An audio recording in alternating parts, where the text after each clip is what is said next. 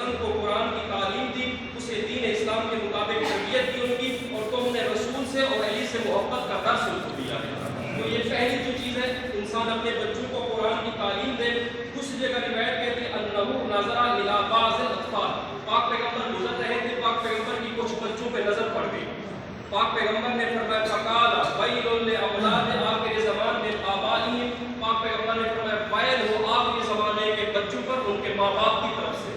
جب پاک پیغمبر نے یہ کہا، صحابہ نے کہا فقیل یا رسول اللہ من آبائہم المشرکین، یا رسول اللہ کیا آپ مشرک ماں باپ کی بات کر رہے ہیں؟ یہ جب پاک پیغمبر نے کچھ بچوں کو دیکھا اور یہ فرمایا کہ ویل ہو آخری زمانے کے بچوں پر ان کے ماں باپ کی طرف سے، تو صحابہ نے کہا یا رسول اللہ کیا آپ مشرک ماں باپ کی بات کر رہے ہیں؟ فقال اللہ من آبائہم المؤمنین، میں مومن ماں باپ کی بات کر رہا ہوں، مومن ماں باپ کی بات کر رہا ہوں۔ لا یعلمونہم شیئا من الفرائض، میں ان ماں باپ کی بات کر رہا ہوں جو اپنے بچوں کو دین کی فرائض کی تعلیم نہیں دے رہے۔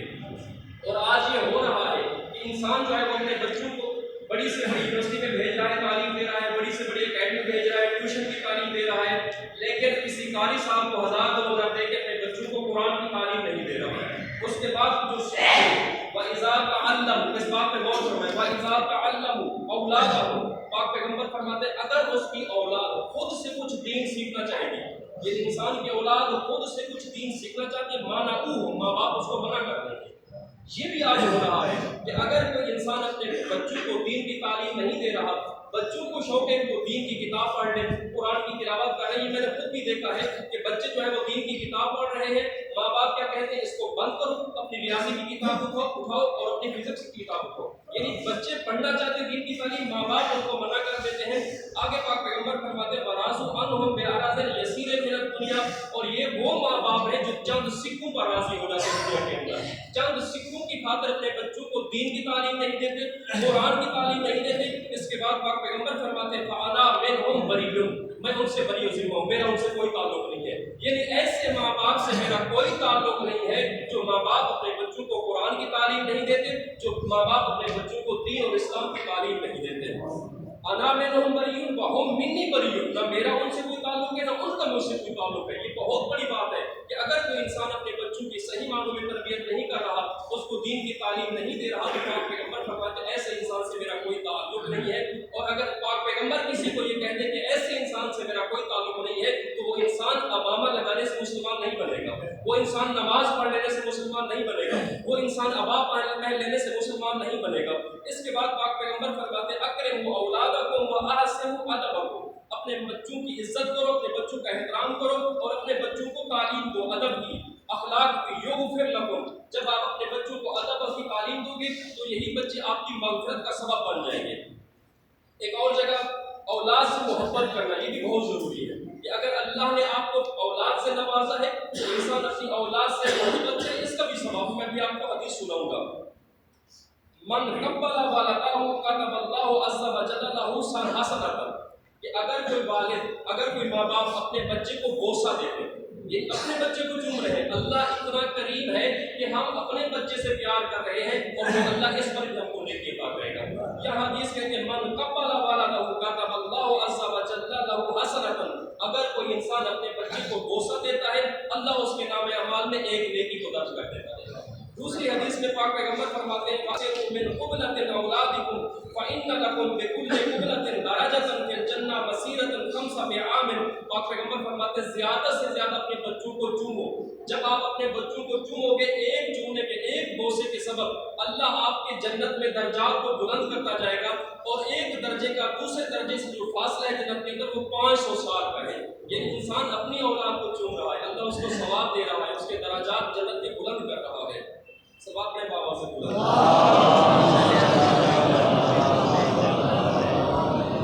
عبداللہ ابن مسعود کا بیان ہے، پاک پیغمبر کے صحابی وہ فرماتے کنت عند نبی صلی اللہ علیہ وآلہ وسلم، کہ ہم پاک پیغمبر کی خدمت میں تھے، اذا داخل الحسین بن علی، کہ اتنے میں امام حسین علیہ السلام محفل میں داخل ہوئے، فاخذہ النبی صلی اللہ علیہ وسلم وقبلہ، پاک پیغمبر نے امام حسین کو اٹھایا اور اپنی آغوش میں بٹھایا، آغوش میں بٹھانے کے بعد پاک پیغمبر نے امام حسین کا بوسہ دیا، اور بوسہ دینے کے بعد پاک پیغمبر فرماتے ہیں یا اللہ میں اس بچے سے محبت کرتا ہوں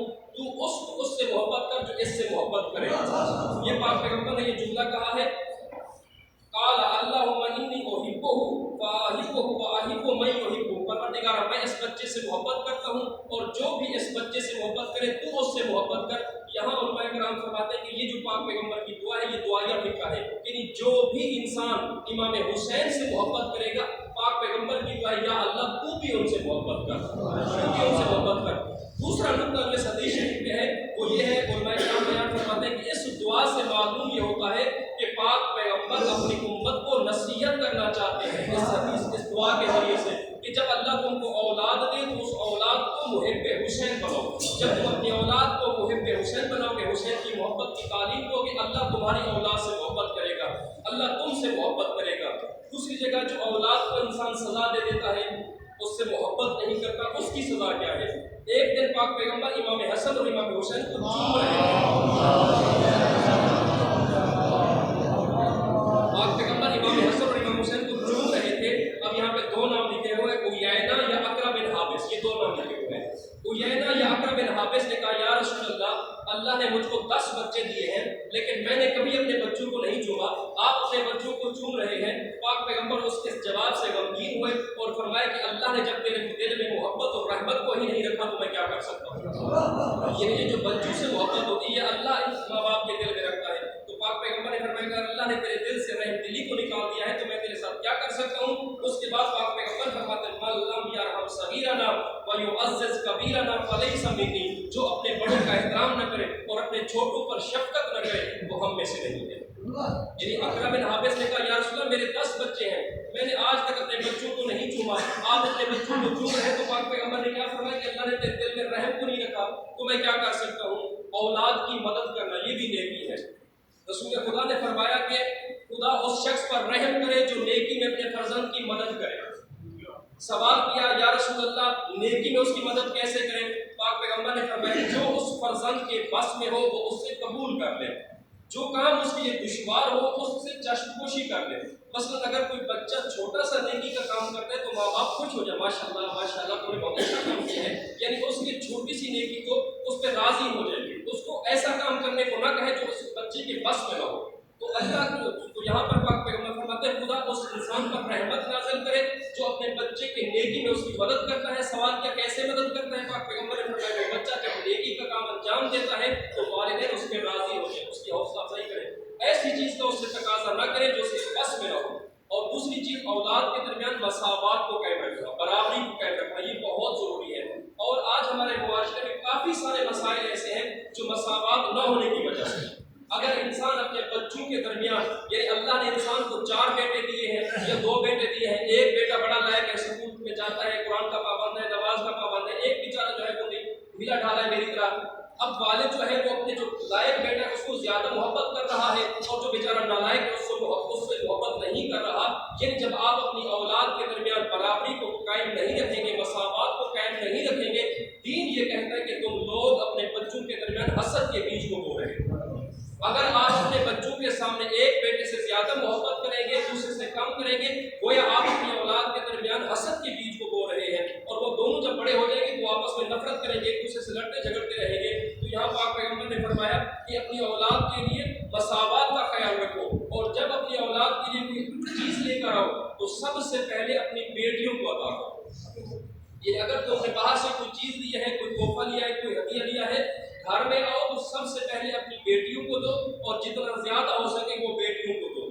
اور پاک پیغمبر فرماتے ہیں اگر کوئی شخص بازار جائے، وہاں سے کوئی تحفہ خریدے، وہاں سے کوئی پھل فروٹ خریدے اپنے بچوں کے لیے، اپنے اہل خانہ کے لیے، اور وہ اس کو اٹھا کر اپنے گھر لے کر آئے، پاک پیغمبر فرماتے ہیں وہ ایسے ہے جیسے کوئی انسان محتاجوں کے لیے صدقہ نکال کے دیتا ہے، تو جیسا ثواب اللہ اس صدقے کا دیتا ہے ویسا ہی ثواب اللہ اس انسان کو دیتا ہے جو اپنے بچوں کے لیے چیز لے کے اپنے گھر جاتا ہے. یعنی ہم اپنے بچوں کے لیے لے کے جا رہے ہیں، فروٹ لے کے جا رہے ہیں، کپڑے لے کے جا رہے ہیں، اللہ اس کو بھی ہمیں ثواب دے رہا ہے. اب ایسے رحیم و کریم اللہ کو چھوڑ کر دوسروں کو دکھانے کے لیے انسان عبادت کرے تو اس کو بے وقوف نہیں کہیں گے تو اور کیا کہیں گے؟ اللہ اپنے بچوں سے محبت کر رہے ہیں، اللہ نیکی دے رہا ہے. ہم ایک چیز اپنے بچوں کے لیے لے کے آ رہے ہیں، اللہ اس میں بھی نیکی دے رہا ہے. اور بیٹیوں کو خوش کرنے کی جزا سن لیجیے کہ اگر کوئی انسان اپنی بیٹی کو خوش کرتا ہے تو اس کی جزا کیا ہے. تو پاک پیغمبر فرماتے ہیں کہ اگر کوئی انسان اپنی بیٹی کو خوش کر دے، یہاں پہ ہے من فرحا ابنتن فکأنما عتق رقبۃ من غلد اسماعیل. اگر کوئی انسان اپنی بیٹی کو خوش کر دے گویا ایسے ہے کہ جیسے اس نے नस्ल इस्माइल में से किसी गुलाम को आजाद कर दिया। बेटी का मकाम है। और पाक पैगंबर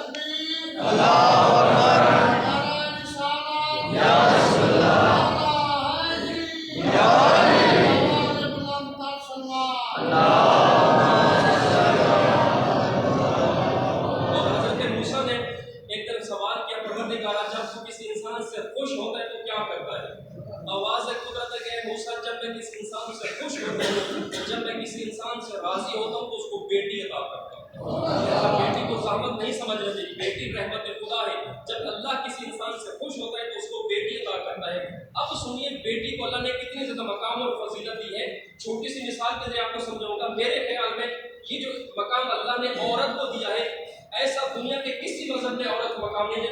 जो मकाम मजहब अहले बैत ने, जो मकाम दीन ने औरत को दिया है, वो क्या है?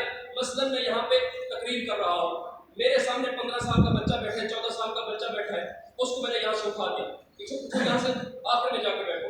वहाँ आखिर में एक 9 साल का बच्चा बैठा है, उसको मैंने बुलाया, इधर आ जाओ, इधर बैठो मेरे सामने। इत्तेफाक ये हुआ जिस बच्चे को मैंने यहाँ से उठाया है वो किसी रिक्शा चलाने वाले का बेटा था, और जिसको मैंने बुलाया है वो किसी एसपी का बेटा था। आप लोग ये समझेंगे कि मौलवी साहब जो है बड़े खराब बनते हैं, इन्होंने रिक्शे वाले को, मजदूर के बेटे को उठा दिया है, लेकिन दूसरे को बेटे को बुला लिया है। लेकिन होता ये कि मुझे पता ही नहीं कि इसका बाप क्या करता है, उसका बाप क्या करता है। अब आप यहाँ पर सवाल कर सकते हैं, मौलवी साहब आपने इस बच्चे को यहाँ से क्यों उठाया है और उस बच्चे को वहाँ से क्यों बुलाया है? ये 15 साल का है, 14 साल का है, वो 9 साल का है। अब मैं ये कहूँगा कि ये जो बच्चा 14 साल का है, जब मैं तकरीर करता हूँ ये शरारतें करता है और इसकी शरारतों की वजह से मैं डिस्टर्ब होता हूँ। और वो 9 साल का बच्चा, मैंने कहा उसको सामने बिठा दो, तकरीर खत्म होने के बाद सारी तकरीर सुन लो, उस बच्चे को याद होगी। तो किसी को अगर महफिल में बुलाया जाता है तो सलाहियत की बुनियाद पर, अगर किसी को महफिल से निकाला जाता है तो सलाहियत की बुनियाद पर। अब अल्लाह ने जो दीन और शरीयत वाजिब की है वो बेटी पर 9 साल की उम्र में वाजिब की है, बेटे पर 14 साल की उम्र में वाजिब की है। यानी जिस वक्त में, जिस उम्र में दीन बेटे को लड़का समझता है, खेल कूदने के लिए समझता है, उस उम्र से, बल्कि उस उम्र से कम 9 साल की उम्र में अल्लाह बेटी को अपनी बारगाह में इबादत के लिए बुलाता है। बहुत बड़ा मकाम है, बहुत बड़ा मकाम है। 14 साल के बच्चे पे, बेटे पे नमाज वाजिब होगी, बेटी की कब होगी? 9 साल के। यानी जिस एज में लड़के खेलने कूदने में मसरूफ होते हैं, उसी एज में अल्लाह बेटी को अपनी बारगाह में इबादत के लिए बुलाता है। लिहाजा बेटी रहमत खुदा है। एक वाक़या आपको बयान कर देता हूँ क्योंकि वक्त नहीं है, फिर इंशाल्लाह इस मौजू को आगे बयान करेंगे। मरहूम शेख जाफर शूस्तरी रिज़वानुल्लाह अलैहि ताला, हमारे मुआशरे में क्या होता है कि अगर मेरी बेटी जो है वो डॉक्टर है तो बेटा जो मेरा दामाद हो वो भी डॉक्टर हो। ये इस तरह के हम कुफ़ बुलाते हैं। जबकि हदीस कहते हैं अल मोमिनु कुफ़ुल मोमिन, मोमिन मोमिन का कुफ़ है। हम क्या कहते हैं कि मेरे पास अगर 10 कनाल ज़मीन है तो जहाँ मैं अपनी बेटी का रिश्ता करूँ वहाँ भी 10 कनाल ज़मीन होती है। ऐसी कोई बात नहीं है, दीन के अंदर ऐसी कोई चीज़ नहीं है। मरहूम शेख जाफर शूस्तरी रिज़वानुल्लाह अलैहि ताला, आप जिन लोगों ने नजफ की ज़ियारत की है, ज़ियारत पे गए हैं, नजफ अशरफ के अंदर एक मस्जिद है जिस मस्जिद का नाम है मस्जिद हिंदी। अगर आप लोग उस मस्जिद के अंदर गए हैं, नमाज पढ़ी है तो ज़ाहिर अक्सर जाते हैं। मस्जिद हिंदी के अंदर शेख जाफर जो है शूस्तरी रिज़वानुल्लाह अलैहि ताला, ये अक्सर वहाँ पे मजलिस पढ़ते थे। अब इनकी 2 बेटियां थी, दोनों जवान थी। एक दिन इन्होंने मजलिस पढ़ने के बाद ऐलान कर दिया कि मोमिनीन, मेरे 2 बेटियां हैं, अगर कोई खासदार है तो मजलिस के बाद मुझसे रब्ता कर सकता है। अब वो आलिम दीन है, उसने ये नहीं सोचा कि मैं किसी मौलवी को दूंगा। उसने कहा अगर कोई इंसान मेरी बेटी का रिश्ता लेना चाहता है, मेरी 2 बेटियां हैं, वो मुझसे रब्ता कर सकता है। जब मजलिस पढ़ के आगे जाकर शूस्तरी जाने लगे तो देखा कि नौजवान उनके पीछे पीछे आ रहा है। 2 नौजवान सैयद था, वो पीछे पीछे आ रहा है। अगर आपने बात की है मैं आपकी बेटी से शादी करना चाहता हूँ, शादी कर दी। अगले साल उसी मस्जिद हिंदी में वो फिर मजलिस पढ़ रहे थे और मजलिस पढ़ने के दरमियान उसने अपने दामाद से कहा कि बच्चा मुझको दो। बच्चा उठाया और यूँ बच्चा लोगों को दिखाया। मैंने पिछले साल ऐलान किया था अगर मैं शर्म करता तो आज मेरे हाथों में औलाद ज़हरा न होती। अगर मैं शर्म करता तो आज मेरे हाथों में औलाद ज़हरा न होती। यानी अगर आपको कोई अच्छा सा रिश्ता मिल रहा है तो आप उसको ना करो, माल दौलत के पीछे ना जाओ। अल्लाह माल भी देगा, दौलत भी देगा। ये इंशाल्लाह के हदीस बयान करूंगा कि अगर कोई इंसान हुस्न के पीछे जाता है, माल और दौलत के पीछे जाता है, ना अल्लाह उसको हुस्न देता है ना माल और दौलत देता है। लेकिन अगर कोई इंसान किसी अमल की वजह से उससे शादी करता है तो अल्लाह दौलत भी देता है, हुस्न भी देता है। ये हदीस इंशाल्लाह मैं आपको बयान करूंगा। सवाल में आवाज़ दूंगा। चौथे इमाम की दुआ है, ये मैं खत्म करूँ फिर इंशाल्लाह इसको बयान करेंगे। चौथे इमाम ज़ैनुल आबिदीन फरमाते हैं,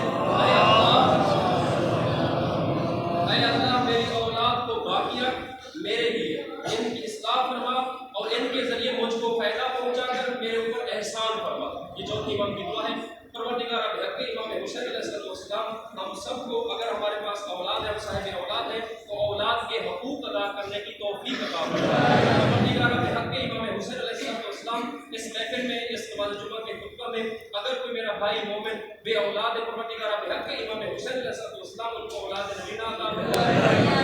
محمد و آل محمد کا ہم سب کے گھروں پہ اپنے خصوصی رحمت نازل فرما۔